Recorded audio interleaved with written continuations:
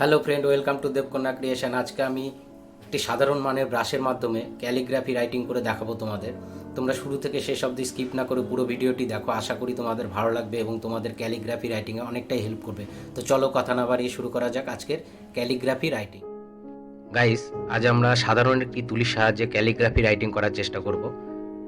যদিও মার্কেটে প্রচুর ক্যালিগ্রাফির মেটেরিয়াল পাওয়া যায়, ক্যালিগ্রাফি পেন, ক্যালিগ্রাফি ব্রাশ, তবে আমরা আজ সাধারণ তুলির সাহায্যে ক্যালিগ্রাফি করব।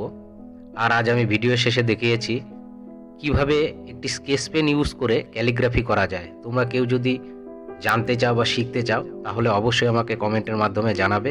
আমি স্কেচ পেন দিয়ে ক্যালিগ্রাফি করার একটি ভিডিও বানিয়ে তোমাদের দেখাবো।